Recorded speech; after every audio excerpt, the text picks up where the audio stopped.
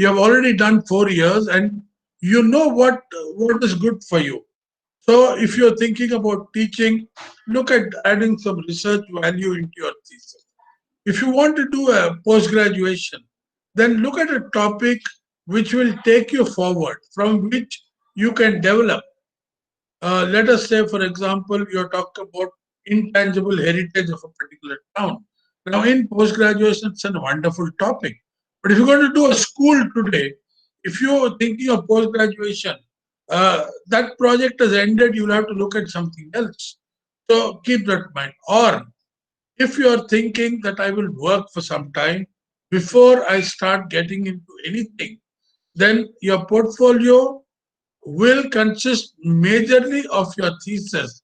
And so you have to have excellent documentation, because the architect who's going to look at you is not going to have enough time, he or she, to actually go into the details of the excellent work that you have done, but will have a first look and say, excellent. This person, he or she, has given me a good presentation, knows what they are talking about, and let me think about employing them.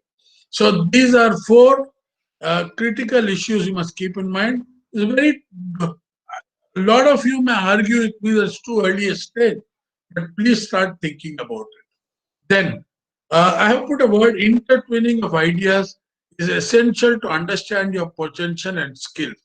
What it really translates down in basic terms is, you at this stage of life know what you are capable of delivering. What is it that the best that you can do? Along with this, your skills of whether AutoCAD or Rhino or Revit or any one of these languages, can you put both the ideas together? Now, why this intertwining thought? Recently, I had an opportunity to work on a temple project in Canada, and one of your classmates, Vaitman Nidhi's father, had given us the Vastu inputs.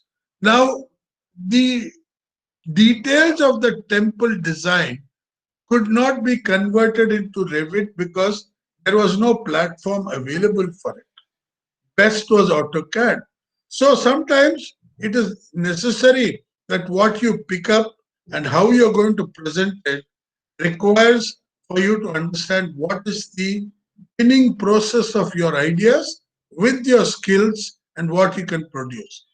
Next, item 3, ask yourself, what is the best within my knowledge acquired in the last 4 years? Do you like housing? You worked on a housing project. Do you feel it's something that you can talk about? Are you coming from a town where some very urban issue can be discussed? Are you passionate about uh, maybe a theater, maybe an art form? And this is something you have to dwell in yourself. Please, why am I mentioning this at this stage? You may say I should have done this a month ago. But then, with all these programs, we could not think about earlier. But in the last 2, 3 days, it's been there uppermost in my mind that each one of you have acquired certain knowledge and skills in the last 4 years. What is the best way to translate that? And most important, do not start comparing yourself with others, unlike in a design class. In a design class, there's a very good competition because the design project may be same. The inputs that you've got first as a group, as a whole class, surveys done, as groups you have done case studies, your ultimate results are comparable. Here, please do not compare yourself. This is not an extended design class, but it is something which culminates your knowledge. Now I'll pause for a minute if anybody wants to ask me anything before I go to the next page. I'll give you a few minutes and then I'll proceed. Okay, I have no questions. Great. I'll go to the next page. Now, in the next page, I'm actually talking about the actual thesis itself. Three very critical factors are location, location, and location. People have taken very difficult sites, some of them, accessibility should be there. Now, why is this necessary? Because when the thesis is evaluated a year, 6 months down the road, the understanding of the site, the difficulties, the information available is a minor part of your thesis submission to an external and internal jury. You cannot be spending all your time trying to explain the virtues of the site. The site has been selected by you. So do not think that the site selection is going to carry a lot of weightage for your final thesis. Yes, site should be realistic, information should be available, and if there are already some preset proposals or an earlier proposal by a government, by an agency, then it helps to strengthen your thesis. To say, yes, this is a well selected site, let me then proceed on it. And you should be able to go there once, twice, thrice. Please do not take very difficult sites unless you can utilize this time to document it in all aspects. Sometimes it may become necessary as you're finishing your thesis to go back to visit your site to understand, have I put this information correct? So please select the site with easy access, make sure information is available, and check if there are proposals by others. Then number four, you address social concerns. Now, what is addressing social concerns? That if there are no proposals by others, there may be local social concern. For example, the Madikeri bus terminus, originally there and they want to convert it something. But there is a whole social need for that. You look at the monuments in Srirangapatna. There is an urgent need to create proper parking.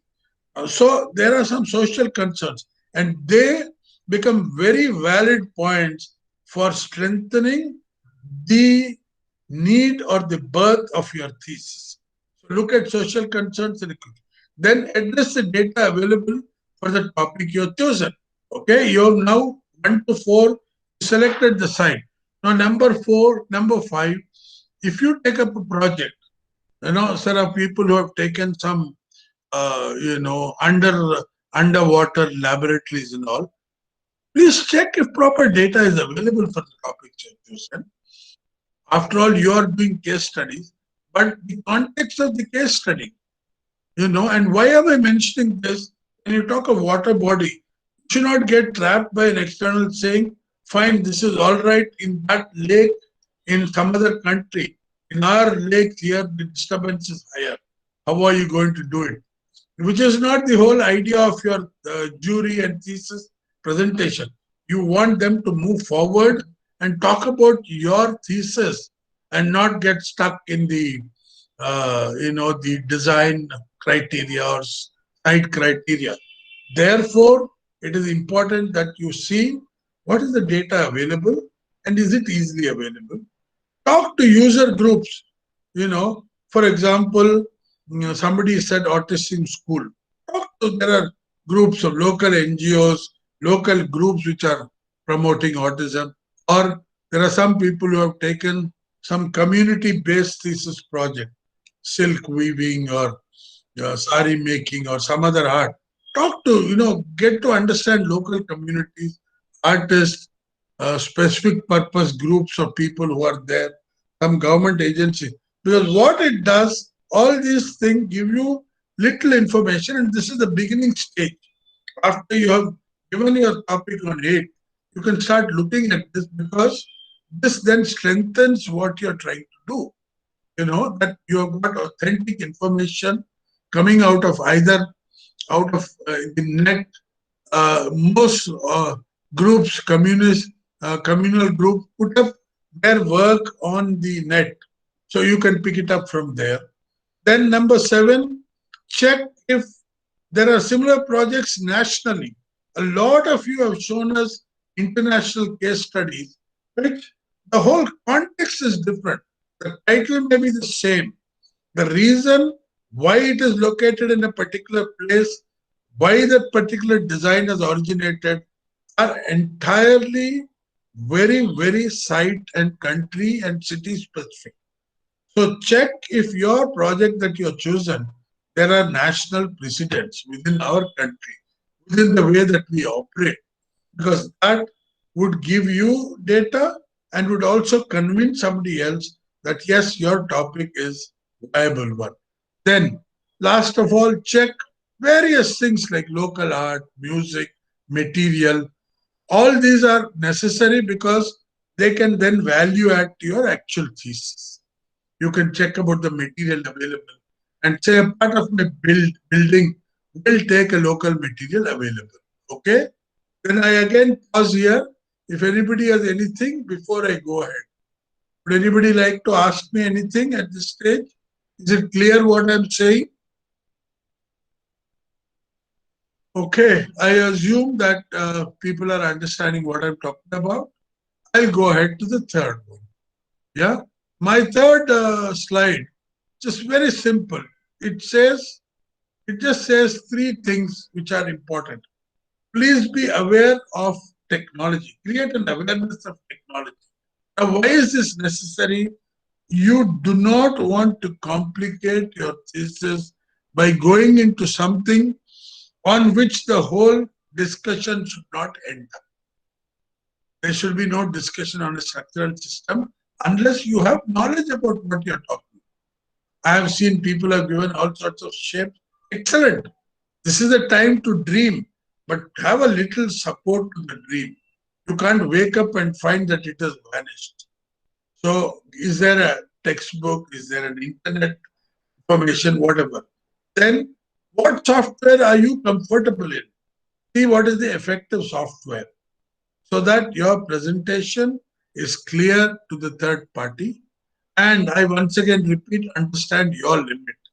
Not to compete with others, you say, I am capable. If you, why do I keep using the word understand your limit?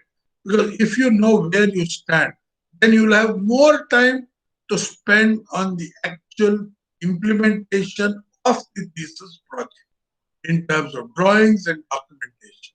Then let's look at a very important thing called timeline of the project. Research and understanding of the project within the first 2 weeks.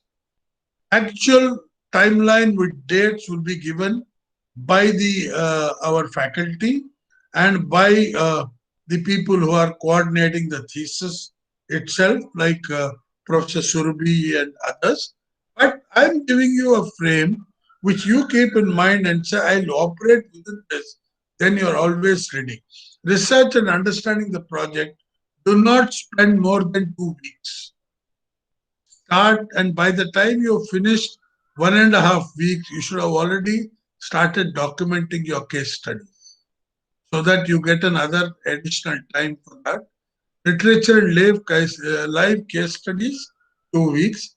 Then once you have done, you're after a month, you should be able to have to start your site study, do an analysis of it, make sections, understand the levels which are there, understand the boundaries, and understand the anomalies of the site. Are there some issues on the site which need to be avoided? Is there a dense landscaping? Would you have to cut it?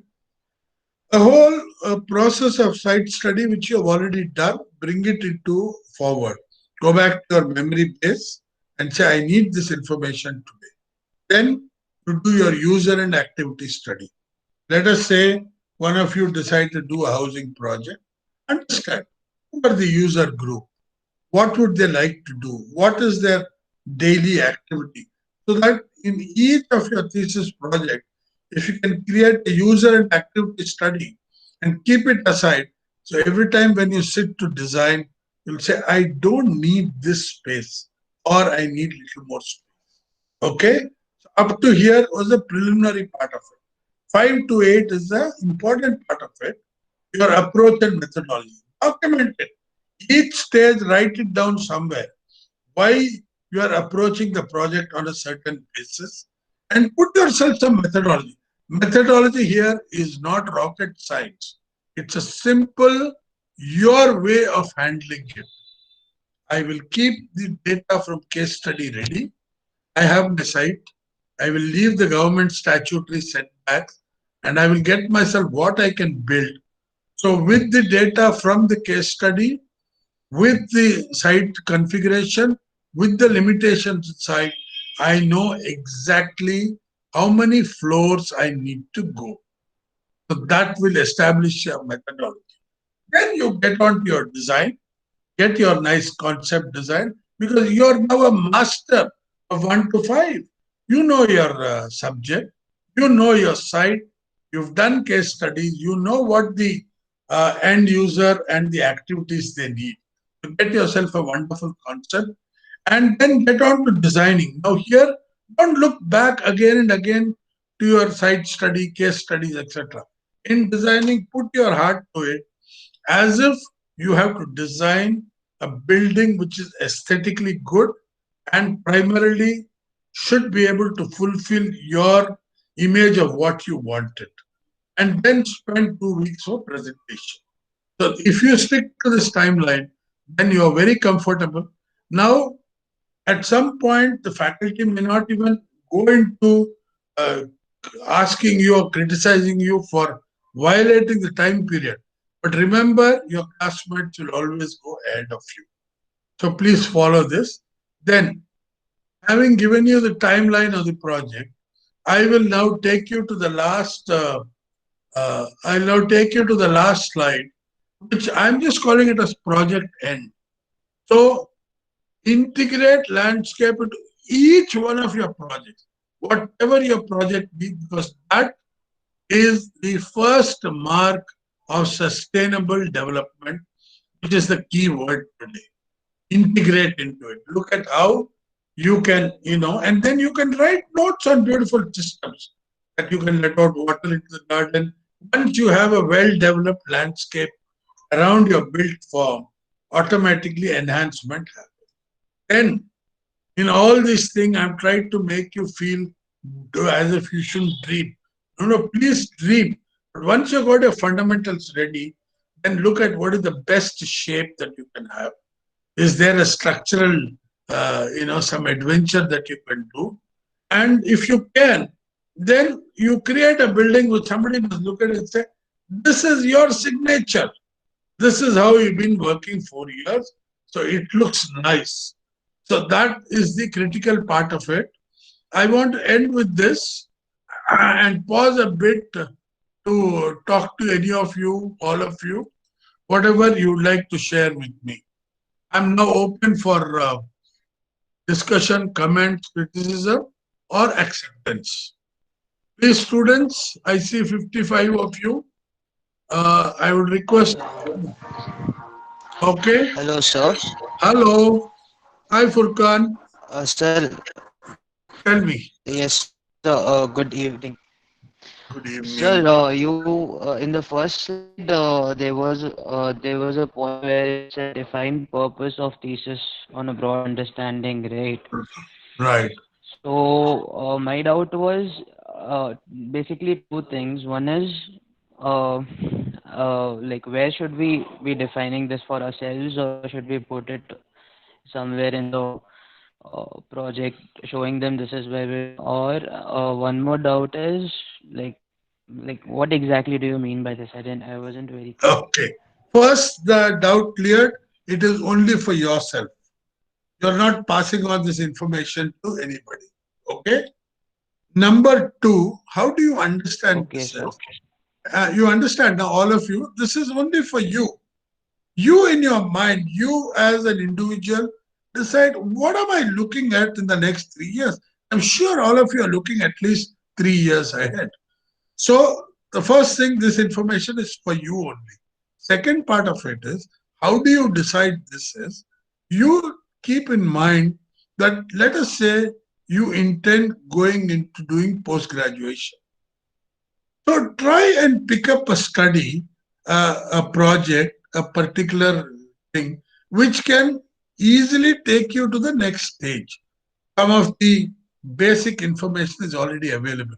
As I said, there are topics on eco, there are topics on intangible heritage. There are some of these topics which can easily go from one stage to the other. So that allows you to take a decision on that. Similarly, if you say, I'm fine, I'm going to work for 5 years and then decide to practice, then you create something which will impress your so called potential employer. And if you're going to apply for admissions abroad, international colleges for your post graduation, they always ask you for a portfolio. And the strength of your portfolio is your thesis. So if you say, yes, I'm going to do my post graduation, then your thesis oriented towards that impresses the third party. Am I clear? Yes, sir. Thank you. Yeah, great. Anybody else? Sir, Everybody else is clear? Yeah, go ahead. Yes, sir, Vaitman.